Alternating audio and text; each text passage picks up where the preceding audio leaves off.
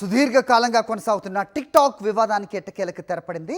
అమెరికాలో బ్యాన్ ముప్పును ఎదుర్కొన్న ఈ పాపులర్ వీడియో యాప్ ఇప్పుడు తన మాతృ సంస్థ చైనాకు చెందిన బైట్ డాన్స్ నుంచి విడిపోయి పూర్తి స్థాయిలో ఒక అమెరికన్ వెంచర్గా రూపుదిద్దుకుంది. ఆర్కల్ వంటి దిగ్గజ సంస్థలతో కుదిరిన ఈ ఒప్పందం ఏంటి? ఇకపై టిక్ టాక్ ఎలా ఉండబోతోంది? అమెరికాలో దాదాపు 6 ఏళ్ల పాటు సాగిన ఉత్కంఠకు ముగింపు పలికింది టిక్ టాక్. అమెరికా జాతీయ భద్రతకు ముప్పు ఉందన్న ఆరోపణల నేపథ్యంలో చైనా సంస్థ బైట్ డాన్స్ తన యాజమాన్య హక్కులను వదులుకోవలసి వచ్చింది. కొత్తగా ఏర్పడిన ఈ అమెరికన్ టిక్ టాక్ వెంచర్లో సాఫ్ట్వేర్ దిగ్గజం ఒరాకిల్, ఎమిరాటీ ఇన్వెస్ట్మెంట్ సంస్థ సిల్వర్ లేక్ కలిసి దాదాపు 80% వాటాను దక్కించుకున్నాయి. అలాగే డెల్ టెక్నాలజీస్ అధినేత మైఖేల్ డెల్ కూడా ఈ కొత్త సంస్థలో పెట్టుబడులు పెట్టారు. ఆశ్చర్యకరమైన విషయం ఏమిటంటే బైట్ డాన్స్ వాటా ఇప్పుడు కేవలం 20% లోపు మాత్రమే ఉండబోతోంది. టిక్ టాక్ అమెరికా కార్యకలాపాలకు కొత్త చీఫ్ ఎగ్జిక్యూటివ్ గా ఆడమ్ ప్రెజర్ బాధ్యతలు చేపట్టనున్నారు.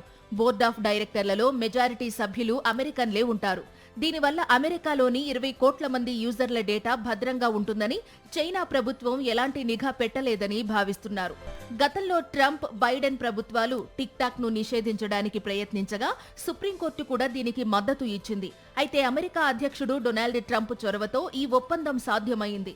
దీనిపై ట్రంప్ స్పందిస్తూ టిక్ టాక్ ను కాపాడడం సంతోషంగా ఉంది, ఇది ఒక అద్భుతమైన ముగింపు అని పేర్కొన్నారు.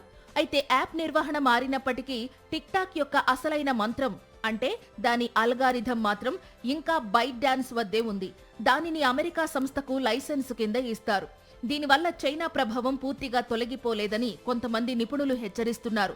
మరోవైపు కొత్త యజమానులకు ట్రంప్తో ఉన్న సన్నిహిత సంబంధాల వల్ల యాప్లో ప్రచారాలు ఎలా ఉంటాయనే దానిపై యూజర్లలో సందిగ్ధత నెలకొంది.